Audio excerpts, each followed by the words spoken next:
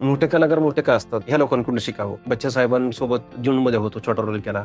मोठी माणसं मोठी का असतात तर अजिबात ते फील करून देत नाही की अरे मी मोठा आहे. आपल्या दृष्टीने ते मोठे असतात, आपण त्यांना बघत असतो. पण त्यांच्या सानिध्यात त्यांच्या जवळ गेल्यानंतर कळतं की अरे हे लोक किती साधी आहेत आणि किती आपलंसं करून घेणार आहेत. म्हणजे दुसऱ्यावर दबाव नाही टाकत. तुम्हाला ऍज अन को स्टार म्हणून ते तुम्हाला सहज कम्फर्टेबल तुम्हाला बनवून ते तुमच्याशी काम करतात. आणि ऍक्टरने काय काय केलं पाहिजे, तुम्ही ज्यावेळेस शूटिंग करता ते सगळं तुमच्यासाठी चाललेलं असतं. म्हणजे तुम्ही ऍक्टर असता तिथले तुम्ही मेन पर्सन तुम्ही आहे. तुम्ही जे करणार आहे ते शूट करायला कॅमेरामन आलाय, तुम्हाला लाइटिंग मध्ये तुम्ही व्यवस्थित कॅमेरा प्रोड्युसर, लाईटमन आहेत, त्यांचे असिस्टंट आहे, डिरेक्टर बसलाय, स्पॉट बॉय आहे, ते सगळं चाललेलं असतं ते कलाकारांसाठी. आणि कलाकारांनी कसं राहिलं पाहिजे तर ते त्यांच्याकडून शिकायला मिळालं की तुम्ही ह्या लोकांना समजून घेतलं पाहिजे. आणि हे प्रोसेस म्हणजे टीमवर्क आहे, एकटा कोणी काही करत नाही. डिरेक्टर जरी असला, फिल्म त्याच्या नावावर जरी लागत असली तरी लेखक सगळेच जी काय टेक्निकल मंडळी आहे ह्या सगळ्यांमुळं तो सिनेमा घडतो. म्हणजे जसं की आपलं घर पूर्ण होतं त्यावेळेस आपल्याला आपण पे करतो म्हणून आपण त्यांना विसरतो. पण तू बघ ना, म्हणजे पाया खणण्यापासून तर लाय म्हणजे सगळं प्लंबिंग, लाइटिंग आणि ते घर शेवटी पूर्ण होतं. त्याला एक ठराविक नाव आपण देऊन टाकतो. तर तसं फिल्मचं आहे.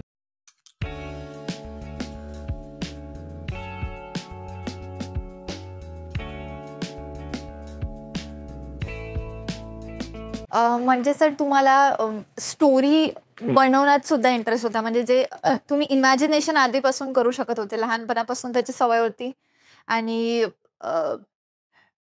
लोकांना म्हणजे ऍक्टर्सला बघत बघत तुम्ही ती एक काय म्हणतात टेक्निक, प्रॅक्टिकल टेक्निक पण तुम्ही शिकले. वर्गात तसं काय चुळचुळीत विद्यार्थी वगैरे नव्हतं, हुशार वगैरे असं काही नाही. 55 60च्या दरम्यान पर्सेंटेज पडायचं. आणि जास्त करून नाही का वात्रटपणा गावाकडे शिकलोय आम्ही. जेऊरला भारत हायस्कूलमध्ये असताना तिथं खूप खेळाचा पण तेवढाच प्रभाव. कुस्ती असेल, क्रिकेट, ह्या सगळ्या गोष्टी भरभरून असायच्या. म्हणजे नुसतंच अभ्यास एक अभ्यास असं नव्हतं. मग त्यात ह्या सगळ्या गोष्टी असायच्या. आणि गावात भरपूर ठिकाणी तर सांस्कृतिक वातावरण असायचं नाही का. गणपतीला सिनेमे दाखवले जायचे. अ, खूप आवड असायची की पिक्चर बघायची. मग विदाऊट तिकीट आमच्या गावात स्टेशन आहे, रेल्वे स्टेशन. तिथून सोलापूरला जाऊन फिल्म बघणं किंवा पुण्यात आल्यानंतर फिल्म बघणं. म्हणजे मला आठवतंय असं आत्तापर्यंत की पुणे मुंबई म्हटलं की फक्त पिक्चरसाठी आलेलं आठवतंय किंवा पाहुण्यांकडे आलो तरी पिक्चर बघणं हा आमचा कार्यक्रमच असायचा. आणि घरात आई वडिलांना पण खूप सिनेमा आवडायचा. वडील अडाणी जरी असले तरी त्यांना बच्चन साहेब खूप आवडायचे. अमिताभ बच्चनचे खूप मोठे फॅन, ते डायहार्ड फॅन. मग ते त्याची सगळ्या गोष्टींची अशी मदतच होत गेली आहे की तुम्ही कलाकार म्हणजे काय, कलाकार हा मला तर वाटतं की एका प्रकारे तो सगळंच बघत असतोय आणि ते उतरवलं जातं पडद्यावर. त्या त्या भूमिका येतील. आता पोलिसमध्ये असल्यामुळं खूप सारे आतापर्यंत मी 4-5 फिल्ममध्ये पोलिसाचा रोल केलाय. आता एक काकुळ नावाची माझी फिल्म येते. सूरज पडवळ दिग्दर्शित, स्वप्नील गोगावले यांनी प्रोड्यूस केली आहे. त्यात मी तृतीयपंथी हिजड्याचा रोल केलेला आहे, मेन विलन. एक गाणं पण माझ्यावर आहे. म्हणजे ते सगळा कॉस्ट्युम घालून डान्स करणं. आणि मग मग तो तृतीयपंथी मी चांगला का उठवू शकलो. म्हणजे सगळ्यांचं म्हणणं आहे की बघितलं, सगळ्यांनी अप्रिशिएट केलं. तर तेच आहे की पोलिसमध्ये असताना माहीम स्टेशन, दादर स्टेशन ह्या ठिकाणी खूप सारे असे तृतीयपंथी लोकं बोलायचे. पोलिसांशी ते खूप चांगलं बोलतात. आम्ही पण बोलायचो त्यांच्याशी. तर हे सगळं जवळून बघत आल्यामुळं तर ते करायला खूप मजा आली ते कॅरेक्टर. तसंच आहे की होतं नक्कीच तुमच्या ह्या निरीक्षणाचा फायदा तुम्हाला होतो. म्हणजे आजूबाजूचं वातावरण आणि घरी सुद्धा म्हणजे लहानपणापासून तिची आवड आहे. पूर्ण घरातच कुठेतरी फिल्म लव्हर्स आहेत आणि ऑब्झर्वेशन या सगळ्याचा तुम्हाला ओव्हरऑल फायदा झालेला. नक्कीच. म्हणजे नागराजांना मला आठवतंय असं 7वी-8वी पासून मला आठवतंय की अण्णा, मी 7वीत असताना 8वीत असताना अण्णा कविता करायचं. आणि त्या कविता मी वाचायचो. मला कळायचं की हे खूप दमदार आहे. मराठी साहित्यात साहित्याची खूप आवड सगळ्यांनाच घरात आहे. वाचन, कादंबऱ्या, कथा ह्याची चर्चा व्हायची. आणि मोठे बंधू नागराज अण्णा असल्यामुळं त्यांचा जो व्यासंग होता वाचनाचा, लिखाणाचा, आणि त्या अर्थानं तशी मंडळी पण घरात यायची. ते वातावरण नेहमी असायचं. मग कोण चांगला लेखक आहे, कोण कवी आहेत, कुठली दर्जेदार पुस्तकं आहेत, कुठली पुस्तकं वाचली पाहिजेत. तर ते होत ही आवड आमच्यात होतीच. म्हणजे लिखाणाची असेल, ॲक्टिंगची असेल. आणि अण्णांमुळे तर पिस्तुल्या फॅक्टरीपासून तर हे सगळं या क्षेत्रात आहेच. अशी सगळी वेगवेगळी लोकं बघितली आहेत. कलाकार लोकांशी संपर्क आला. मग ह्या सगळ्याचा नक्कीच फायदा होतो तुम्ही ज्यावेळेस मध्ये येता एखाद्या लीड रोलमध्ये आणि माझ्यासारखा असा आडनिडा माणूस, माझ्यासारखा कलर टोन असणारा माणूस हा हिरो होतोय. ही खूप मोठी गंमत आहे माझ्यासाठी, की ज्या फॅन्ट्रीमध्ये हिरो झालाय किंवा अंकुश गेडामसारखा पोरगा आहे. पण माझ्या वयात एका फिल्मचा मुख्य भूमिकेत जाणारा मला तर वाटतं मी पहिला माणूस आहे आणि अशा बिग बजेट फिल्ममध्ये जिथं 4 गाणी आहेत. माझ्यासारख्यासाठी एक हिरोईन पण फिल्ममध्ये दिली आहे मला. मला याचा खूप आनंद आहे, की नाही काय प्रत्येकाचं स्वप्न असतं, की आपल्यावर गाणी असावी, आपल्याला हिरोईन असावी हो हो आणि त्या पद्धतीनं उर्मिला जगताप जी माझी को स्टार आहे. माझ्या बायकोचा रोल केलाय. तर तीही खूप इंटरेस्टिंग आणि खूप दमदार चांगली ॲक्ट्रेस आहे. तुम्हाला आता फिल्ममध्ये बघायला मिळेल. आणि सेटवर पण खूप साऱ्या गमती-जमती तिच्यामुळे व्हायच्या. सेट हेल्दी ठेवणं किंवा जिवंत ठेवणं हे त्याचं काम असायचं. आम्ही दोघं खूप हसवायचो पण आणि हसायचो पण. म्हणजे तो बारकी 2 मुलं माझी, त्यांच्याशी मस्ती करायचो. म्हणजे ह्या सगळ्या गोष्टी ज्या आहेत, तर खूप धमाल पण आली शूट करताना ही फिल्म होत असताना. सर तुम्ही प्रसाद ओक आणि मिलिंद शिंदे सोबत काम केलेलं आहे. तसं जेवढे पण ॲक्टर होते सेटवर किंवा सर पण आहेत, तर तुम्ही कडून म्हणजे ॲक्टर्सकडून ॲज अ ॲक्टर काय शिकले? म्हणजे ॲक्टिंगबद्दल असेल किंवा जनरल काही पण म्हणजे जीवनाबद्दल असेल, तर तुम्ही त्यांच्याकडून काय शिकले? किंवा त्यांच्यासोबत काम करण्याचा अनुभव तुमचा कसा होता? मिलिंद सर असतील, मिलिंद शिंदे हे खूप सिनियर आर्टिस्ट आहेत. त्यांना आपण टीव्ही सीरियलमधून बघत आलोय. फिल्म त्यांच्या इतक्या सुंदर असतात. त्यांची ॲक्टिंग करण्याची पद्धत जी आहे, म्हणजे ज्या पद्धतीनं इरफान खान होते, नाना पाटेकर, त्याच धाटणीतला हा माणूस आहे. म्हणजे ॲक्टिंग करताना जे देहबोली असते किंवा अ, अ, संवाद फेकण्याची जी त्यांची पद्धत आहे, तर ती खूप युनिक आहे. वेगळाच माणूस आहे तो. छान असा वाचन खूप त्यांचं असतं सेटवर. सतत पुस्तक असतं त्यांच्यासोबत. ते शिकायला मिळालं, की कलाकार हा कसा असावा. प्रसाद सर असतील आणि प्रत्येकाची ॲक्टिंग करण्याची पद्धत, होमवर्क करण्याची, डायलॉग पाठ करण्याची असेल किंवा ते समजून घेण्याची पद्धत असेल, ही निश्चितच प्रत्येकाची वेगवेगळी असते. आणि शिकायला म्हणशील तर आपण डायरेक्ट असं काय शिकायचं म्हणून आपण त्यांच्याकडे बघत नसतो. पण तेव्हा आपोआप आपण ऑब्झर्व्ह करतो आणि ते आपल्या लक्षात राहतं. म्हणजे आता मी ह्या माणसाकडून शिकतोच. असं काय अट्टास करून आपण ठाण मांडून बसत नाही त्या माणसासमोर जाऊन. तर अ, निश्चितच हे सीनियर मंडळी आहेत. ज्यावेळेस मी सिनेमामध्ये नव्हतो, त्यावेळेस पण ही लोकं होती. त्यांना मी बघत होतो. त्यांची कामं नॅशनल अवॉर्ड च्या पातळीवरती जाऊन आलेली माणसं म्हणजे प्रसाद ओकदादाला नॅशनल अवॉर्ड आहे. मिलिंद शिंदे सर पण हिंदी फिल्ममध्ये पण दिसतात. मराठीत नटरंगमध्ये होते ते. अशा अनेक फिल्ममधून त्यांनी आपला ठसा उमटवलेला आहे आणि दमदार ॲक्टर आहेत ते. एन-एस-डी पास आउट आहेत. हो. तर नक्कीच त्यांच्या म्हणजे त्यांनी जे काही काम केलंय, जे काही कष्ट उपसले हे इथपर्यंत पोहोचण्यासाठी आणि मी ॲक्सिडेंटली आनंद म्हणजे अपघातानं म्हणता पण येणार नाही. कारण की अण्णा फिल्म लाईनमध्ये आले, पिस्तुल्यापासून आणि भाऊ असल्यामुळं मला ते खूप इझिली ॲक्सेस मिळाला, की मी रोल करू शकतो, कॅमेरा पुढे येऊ शकतो. म्हणजे तुला माहीत नसेल फॅन्ड्री ही स्टॉकवरती शूट झालेली फिल्म आहे, रील्सवरती. म्हणजे एक रील्स 12 मिनिट चालतो आणि अशा फिल्मच्या शूटिंग किंवा त्या प्रोसेसमध्ये मी होतो आणि ॲक्टर म्हणून पण मी कॅमेरासमोर उभा राहिला. तर ते करताना बर्डन तर नक्कीच असणार आहे. कारण की रिटेक तुम्ही देता म्हणजे नुकसान करता, प्रोड्युसरचे पैसे वाया घालवता, हे सगळ्या गोष्टी असतात. पण अण्णा असल्यामुळं मला तितकं काय स्ट्रगल करावं लागलं नाही ॲक्टर होण्यासाठी. हां, निश्चितच की मी कास्टिंग करत होतो तिथं थोडंफार मला फिरावं लागलंय आणि शोधली आहेत. काही ॲक्सिडेंटली समोरच दिसल्यामुळे त्यांचं पण कास्टिंग झालंय. तिथं थोडंफार होतं, की म्हणजे कसं तर कष्टानं हे करावं लागतं. कारण की तुम्ही खऱ्या जीवनात तुम्ही वेगळे असता. इकडे तुम्हाला रोल करताना तुम्हाला ते खोटं करायचंय, खोटं-खोटं करायचंय. ॲक्टिंग म्हणजे खोटं-खोटं असते. म्हणजे तुम्ही रडता म्हणजे खरं रडत नाही, ते खोटं-खोटं रडता. आणि ते खोटं इतक्या उच्च पातळीचं पाहिजे, की ते लोकांना खरं वाटलं पाहिजे. ते करताना तुम्ही. म्हणून तू जसं म्हणते, की ही मजा आली. म्हणजे हे प्रोसेस जी आहे, तर ही खूप इंटरेस्टिंग प्रोसेस आहे. ह्या लोकांकडून ह्यांच्याबरोबर काम करून मजा आली. ह्यांच्याकडून शिकायला पण मिळालं. अ, आणि मोठे कलाकार मोठे का असतात? तर ह्या लोकांकडून शिकावं. बच्चा साहेबांसोबत जूनमध्ये होतो, छोटा रोल केला. मोठी माणसं मोठी का असतात? तर अजिबात ते फील करून देत नाही, की अरे मी मोठा आहे. आपल्या दृष्टीने ते मोठे असतात. आपण त्यांना बघत असतो. पण त्यांच्या सानिध्यात त्यांच्या जवळ गेल्यानंतर कळतं, की अरे हे लोकं किती साधी आहेत आणि किती आपलंसं करून घेणार आहेत. म्हणजे दुसऱ्यावर दबाव नाही टाकत. तुम्हाला ॲज अन को स्टार म्हणून ते तुम्हाला सहज कम्फर्टेबल तुम्हाला बनवून ते तुमच्याशी काम करतात. आणि हे आहेच की आता प्रसाद दादा आणि हा जो पोस्टर आहे, हातात जी बिडी घातली आहे. हं, हं. ज्या दिवशी प्रसाद दादाबरोबर माझा सीन होणार आहे, मी खूप एक्साइटेड पण होतो आणि भीती पण होती, की अरे आपण आपण जे करणार आहोत, तर ते आता दोघं स्क्रीन शेअर करणार आहेत आणि दोघांसोबत शूट होतंय, तर माझ्यामुळे रिटेक होऊ नये. हे एक माझ्यावरती खूप दबाव होता. भीती होती मला, की आता प्रसाद सर येणार आहेत आणि आल्या-आल्याच फाईट मास्टर हे सगळे रेडी होते आणि डायरेक्ट आम्हाला बेडीच घातली. माझ्या त्या डाव्या हातात आणि त्यांच्या उजव्या हातात. हां, हां. आणि मला वाटायचं की माझ्या उजव्या हातात असं, कारण की मला हे करता येईल त्यांच्याशी. पण डावा हात असल्यामुळं आणि मी म्हणजे अक्षरशः हात थरथर कापत होता एका पॉइंटला, की अरे बाबा आपल्यामुळे काय होऊ नये. आणि आम्ही तो सिक्वेन्स शूट केला फायटिंगचा. दोघं सोबत लढतोय आणि वाटायला खोटं वाटतं, की बाबा बेड्या घालून माणूस कसं काय फाईट करू शकतो दोघं. पण ते इतकं ते भारी केलं त्यांनी, की आम्हाला वाटलं, "अरे हे होऊ शकतं यार." म्हणजे दोघांचे हात बांधलेले असताना पण दोघं काही लोकांना झोपू शकतोय, मारू शकतोय आपण, लढवू शकतोय. हे आम्ही केलं. हं. तर आणि मिलिंद सरांबरोबर माझा एक सीन आहे फिल्ममध्ये, की जिथं पूर्ण काचेची रूम होती ती आणि बाहेरून लाइटिंग केली होती. चारी बाजूने, तिन्ही बाजूनी लाइटिंग होती. हं. आणि तुला तर माहिती आहे, हे सगळ्या लाइटिंगमुळे काचा तापतात आणि वातावरण आणि उन्हाळ्याचं असल्यामुळं तो सीन दिवसा केला आम्ही 2:30-3 वाजता आणि त्या काचा तापलेल्या.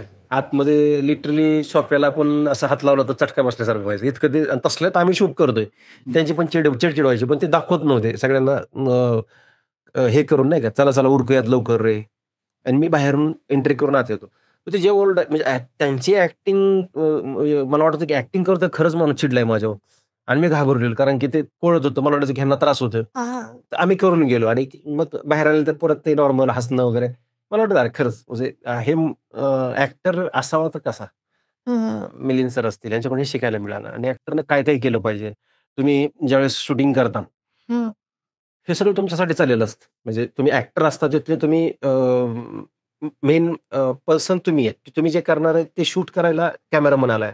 हो. तुम्हाला लाइटिंगमध्ये तुम्ही व्यवस्थित कॅमेरा प्रोड्युसर, लाईटमन आहेत, त्यांचे असिस्टंट आहेत, डिरेक्टर बसलाय, स्पॉट बॉय आहेत. हे सगळं चाललेलं असतं ते कलाकारांसाठी आणि कलाकारांनी कसं राहिलं पाहिजे. तर ते त्यांच्याकडून शिकायला मिळालं, की तुम्ही अ, ह्या लोकांना समजून घेतलं पाहिजे हं. आणि हे प्रोसेस म्हणजे टीमवर्क आहे. हं. एकटा कोणी काही करत नाही. डिरेक्टर जरी असला, फिल्म त्याच्या नावावर जरी लागत असली, तरी लेखक सगळेच जी काही टेक्निकल मंडळी आहे, ह्या सगळ्यांमुळं तो सिनेमा घडतो. म्हणजे जसं की आपलं घर पूर्ण होतं त्यावेळेस आपल्याला आपण पे करतो. म्हणून आपण त्यांना विसरतो. पण तू बघ ना, म्हणजे पाया खणण्यापासून तर म्हणजे सगळं प्लंबिंग, लाइटिंग आणि ते घर शेवटी पूर्ण होतं. मग त्याला एक ठराविक नाव आपण देऊन टाकतो. तर तसं फिल्मचं आहे, की एक गोष्ट, एक माणूस एकत्र येऊन त्यांच्या सहकार्यानं हे टीमवर्कने. सर, फिल्म एडिट झाल्यानंतर जेव्हा तुम्ही पहिल्यांदा बघितली, तर तुमची पहिली रिएक्शन काय होती? की म्हणजे स्वतःला आता आपण लीड रोलमध्ये बघतोय, तर ती पहिली रिएक्शन ॲक्टरसाठी म्हणजे काय असेल? खरंच. म्हणजे मी स्वतःला मोठ्या पडद्यावर बघितलं मी खूप वेळा. सैराटमध्ये होतो, हं. फॅन्ट्रीमध्ये आहे, झुंडमध्ये आहे, घरबंधू बिर्याणीत आहे. उमेश सरांच्या हायवे एक्सएलक्यूमध्ये मी छोटा रोल केला होता अण्णाबरोबर. अशा अनेक फिल्म आहेत की त्यात मी होतो. पण तू म्हणते तसं की लीडमध्ये आणि हं. हिरो म्हणून आपण पाहतोय का? आपण प्रेक्षकांना पाहतोय का? इतर लोकं पण आपल्याबरोबर सिनेमा बघतायत. खरंच की ज्यावेळेस प्रसाद लॅबमध्ये सनीज थिएटरला फिल्म दाखवली जाणार होती. 2 दिवस मला आधी फोन आला हं, हं. आणि मी इतका हे होतो की अरे यार, आता संकलन, एडिटिंग होऊन फिल्म पूर्ण रेडी आहे. म्युझिक लावून हे सगळं हां. आपण कसा दिसतोय. कारण की ज्यावेळेस सेटवर तू सीन करते, तर तिथं काही म्युझिक नसतं, काय नसतं. ते सगळं रफ असं होतं जास्त. पण आता इकडं हे सगळं पूर्ण त्याला सजवलं गेलंय एडिटिंगनी, DIने, कलर ग्रेडिंग केलेलं आहे. बॅकग्राऊंड म्युझिक सगळं लागलेलं आहे आणि साउंड आहेत. इतक्या सुंदर गोष्टी आणि मी तेच सगळा विचार करत होतो, की अरे एकतर नशिबानं साउथ इंडियन लोकं भेटली आहेत. हं. टेक्निकली इतकी स्ट्राँग आहेत ती आणि मला माहिती होतं, की निश्चितपणे हे काहीतरी ब्युटिफुल दिसणार आहे, भारी दिसणार आहे. कारण की हे टेक्निकली एवढे सुंदर आहेत एडिटिंगमध्ये. म्युझिक पण, कॅमेरा पण इतका सुंदर केलाय. शिनूक चाको जो आहे, तो असा एकदम अ, केरळचा आहे आणि त्याला इतकं सुंदर लाइटिंग आणि शॉट टेकिंग त्याचं आहे, फ्रेमिंग आहे. तर ते सगळं जुळून येणार आहे आता. त्यात आपण दिसणार आहे हिरो म्हणून. आणि तू म्हणते तसंच, की फिल्म सुरू झाली आणि एक प्रवास त्या कॅरेक्टरचा सुरू झाला. मी बघत होतो. आम्ही एक 10-15 जण सोबत होतो. हं, हं. किती केलं तरी आम्ही टेक्निशियन आणि ॲक्टर कलाकार होतो. पण त्यात एक जो त्यांचा त्या तिथला एक काय म्हणतात त्याला हेल्पर किंवा त्यांचा बॉय असेल, तो पण बसला होता बघायला. तर मी त्याला बघत असताना मला हे माहीत झालं, की अरे हा फिल्म बघतोय. ह्याला भूषण मंजुळे कोण आहे हे माहीत नाही. हां. आणि मी सतत त्याला वळून असं बघायचो. त्याचे रिएक्शन काय आहेत आणि त्याला आवडत होतं. आणि तो मधून-अधून मला असं करायचा, "सर, बढिया, बढिया." असं करायचं.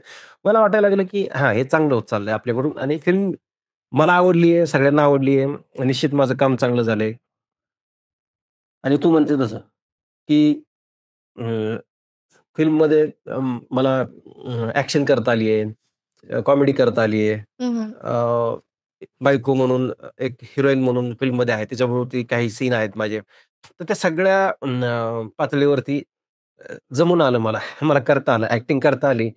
ते सीन वठवता आले मला. ते ते जे काही भाव होते ते चेहऱ्यावरती माझ्या स्पष्टपणे दिसतायत. मला तरी सगळ्यांना वाटतं, की चांगली फिल्म झालेली आहे. हं, हं. आणि फिल्म ज्यावेळेस संपली तर माझ्या डोळ्यात पाणी होतं, की अरे, हे झालं आपल्याकडून झालं. लीडमध्ये आपण आलो. अभिनेता म्हणून आज खऱ्या अर्थानं अभिनेता आपल्या नावामागं शोभेल आणि लावू शकतो आपण किंवा लोकं लावू शकतात. तर स्वतःला लीडमध्ये बघणं हं. आणि मजा आहे आणि चांगलं वाटतं, की आपण करू शकतो, प्रत्येक पात्र उठवू शकतो. सर तरी आता तुम्ही बराचसा तुमचा एक्सपिरियन्स आणि तुमच्या मेमरीज पण शेअर केलाय. हं. तर तरी सुद्धा तुम्ही तुमच्या पर्सनल म्हणजे पर्सनल जर्नीबद्दल की ॲक्टिंगची असेल, कास्टिंगची असेल किंवा याबद्दल तुम्ही अजून काय बोलू शकता किंवा आमच्या ऑडियन्सला सांगू शकता? हां, तितका तरी मी काय असा मोठा नाही सल्ला वगैरे कोणाला तरी द्यावा. अ, पण ही जे काही मी आत्तापर्यंत कास्टिंग केलं ते मला माहीत नव्हतं की त्याला कास्टिंग म्हणतात. मला मी फक्त ती गोष्ट ऐकायचो, की तशी-तशी पात्र अण्णापाशी आणून द्यायचो आणि नंतर त्याला कास्टिंग डायरेक्टर किंवा हा एक वेगळा विभाग असतो, तो तितकाच महत्त्वाचा असतो. हे नंतर माहीत झालं मला. पण हे मी करत होतो ते जे काही अण्णा लिहायचा तर ते एकाच जगण्यातल्या गोष्टी आहेत आमच्या. त्यामुळे मला माहीत असायचं की नक्की कसं पात्र आहे ते. हे परफेक्टली कळायचे. तशी लोकं तशा पात्रांना शोभणारी लोकं आणून मी अण्णाकडे द्यायचो. हं, हं. त्यातून ते घडलं. आणि म्हणजे जे काही आता तू म्हणतेस, की काय सांगाल प्रेक्षकांना? तर मजा आली आहे मला ॲक्टिंग करायला आणि असा काही सल्ला वगैरे द्यायला इतक्या काही मी हे नाही.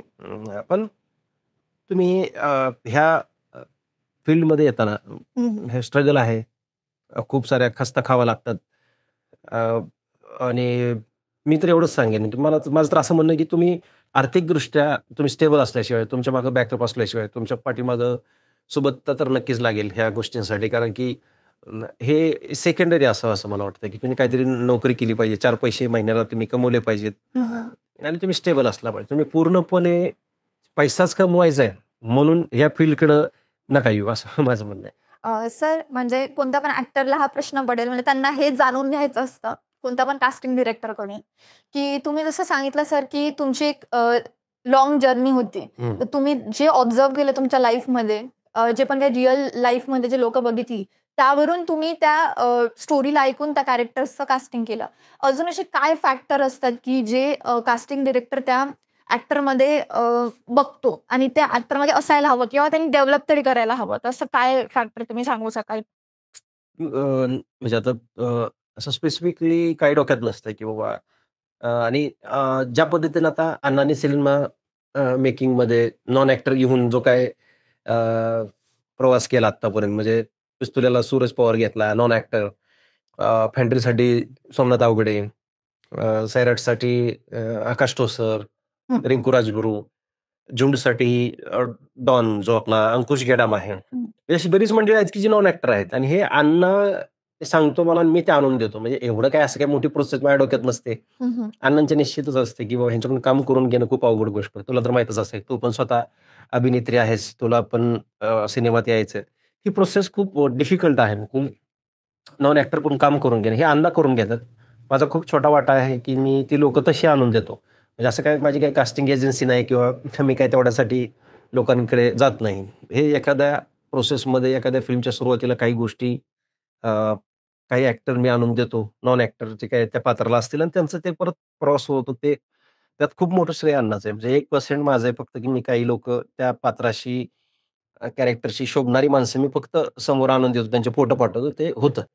सर कोणत्या पण ऍक्टरला म्हणजे असं वाटतं की हा क्वेश्चन मला कोणीतरी विचारावा आणि याचा आन्सर द्यायचं असतं की तुमचा ड्रीम रोल काय आहे? म्हणजे तुम्ही आतापर्यंत कॅरेक्टर्स केले, लीड रोल पण केला, पण असं कोणतं कॅरेक्टर म्हणून तुम्हाला स्वतःला पडद्यावर बघा वाटेल? असं काही ठरवलेलं नाही किंवा पण एक बेस्ट कॅरेक्टर चांगल्या लेखकाच्या हातून लिहिलेलं हम्म. आणि त्याला न्याय मिळाला पाहिजे. म्हणजे त्या पात्राला माझ्याकडून हम्म. एवढीच माझी अपेक्षा, म्हणजे की मी ते पात्र वठवू शकलो पाहिजे तितकेच पॉवरफुली.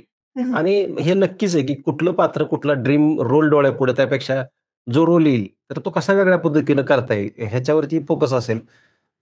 निश्चितच की एका चांगल्या दिग्दर्शकाकडून, लेखकाकडून अशा ऑफर याव्यात, हे मात्र नक्की माझ्या डोक्यात आहे.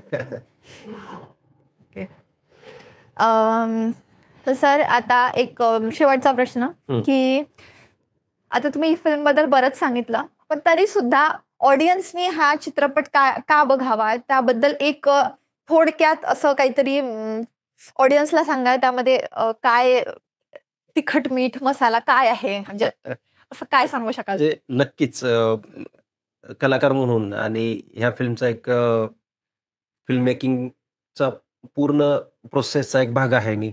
आणि फिल्म आम्ही बनवतोच कशासाठी? कलाकार फिल्म बनवतो का? प्रोड्युसर पैसे का लावतो? तो पैसा वसूल होण्यासाठी.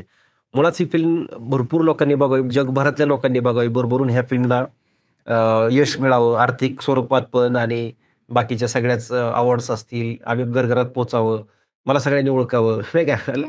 लीड ॲक्टर म्हणून. तर हे नक्कीच डोक्यात आहे. पण हा सिनेमा का बघावा? तर असं काय, अ, ही फिल्म मोठं भाष्य करते असं पण नाही. पण खूप गमतीशीर फिल्म आहे. कारण की ज्या पद्धतीनं आपण बघतो, की बेरोजगारी खूप वाढलेली. आजच्या जमान्यात आपण बघतो खूप सारे तरुण बेरोजगार आहेत. खूप आपण लॉकडाऊनमध्ये पण बघितलं, की खूप सारे कलाकार असतील, खूप लोकं असतील, की ते अ, म्हणजे भाजी विकण्यापासून त्यांनी वेगवेगळे स्टार्टअप केले बिझनेस. कुठे-कुठे छोट्या-छोट्या गोष्टी पण केल्या. तर असा हा तरुण आहे, की जो लढतोय. म्हणजे एक कुटुंब जगवण्यासाठी. त्याची एक नैतिक जबाबदारी आहे, की त्याची बायको, मुलं ही सुखात राहिली पाहिजे. निदान त्यांच्या पोटाला 2 टाईमाचं पोटभर अन्न मिळावं, कपडा मिळावा आणि एक छत्त असावं डोक्यावरती. हे प्रत्येकाचं स्वप्न असतं. हं. तसं ह्या कॅरेक्टरचं स्वप्न आहे, की दैनंदिन जीवनात तो कसा जगतोय. त्याची बायको एक छोटं पार्लर चालवते. नवऱ्याला हेल्प व्हावी, कुटुंबाला मदत व्हावी म्हणून. आणि तो स्वतः एक हॉकर असून सुद्धा रात्री तो वॉचमन म्हणून एका एटीएम समोर जाऊन बसतोय. म्हणजे हे सगळ्यांच्या जीवाभावाची गोष्ट आहे. म्हणजे आपण पैसे कमवण्यासाठी आपण अनेक पर्याय शोधतो. कसे पैसे कमवले जातील, कुठून-कुठून. कारण की 24 तासाचा दिवस असतो आणि त्यात तुम्ही जर दोन्ही शिफ्टमध्ये तुम्ही काम करताय. रात्री तुम्ही वॉचमन म्हणून एटीएमला जाताय आणि दिवसभर तुम्ही वेगवेगळं रील्स पण बनवताय. तर हे प्रत्येकाच्या जीवाभावाची गोष्ट आहे आणि हे प्रत्येकाला आवडेल. कारण की आपण बघतो की पैसा असावा, पैसा कमवला जावा, आपण कमवला पाहिजे. तर त्यासाठी पैशाच्या मागे लागलेली दुनिया जे आपण म्हणतो, की बसता-उठता विचारात पैसाच असावा, पैसा कमवला पाहिजे. तर हा तसा साधा सिंपल तरुण आहे, की जो त्याच्या कुटुंबाला पोसण्यासाठी तो कष्ट करतोय आणि हे सगळ्यांना आवडेलच, निश्चितच आवडेल. आणि तुम्ही खरंच ही फिल्म थिएटरमध्ये जाऊन बघा. कारण की साऊथचं तंत्रज्ञान, बॅकग्राऊंड म्युझिक असेल, हा सगळा कारभार बघायला तुम्ही नक्कीच थिएटरमध्ये गेलं पाहिजे. कारण की ह्याची जी मजा आहे प्रोसेसची, हेच तुम्ही सगळं बघायला. कारण की सिनेमा हा मोबाईलवर किंवा टीव्हीवर बघण्यापेक्षा थिएटरला त्याची खूप अनेक पटीनं मजा यायची. कारण की तुम्ही पैसे देऊन 1-2 तास, 2.5 तास तुम्ही स्वतःला कोंडून घेता आणि फक्त फिल्म हेच तुमच्या डोळ्यासमोर माध्यम असतं. त्यामुळे तुम्ही निश्चित ही फिल्म थिएटरमध्ये बघा. मजा येईल तुम्हाला. ओके. हं, हं. Okay sir.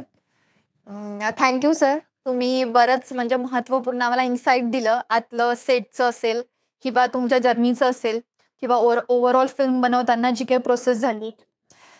तर मित्रांनो, हा इंटरव्ह्यू बघितल्यानंतर तुम्हाला फिल्म नक्की बघावासा वाटेल. कारण यामध्ये जे डिरेक्टर आहेत ते अमेरिकेतले आहेत. तुम्हाला ॲक्शन साऊथचं बघायला भेटेल आणि एकाच सामान्य माणसाची गोष्ट आहे जी आज सांगितली आहे. त्याचसोबत रील स्टार म्हणून तो व्यक्ती आहे, पण रात्री तो एका वॉचमॅनचं काम करतोय. तर ही सुद्धा एक इंटरेस्टिंग ट्विस्ट तिथे आहे. त्यानंतर तुम्ही ट्रेलर जर बघितलं असेल तर या घटनेसोबत अजून काहीतरी घडतंय, तर ते काय घडतंय ते बघण्यासाठी तुम्ही फिल्म नक्की बघा. तुमचा चांगला प्रतिसाद द्या सरांना, आणि सरांना congratulation sir. Thank you so much. Thank you.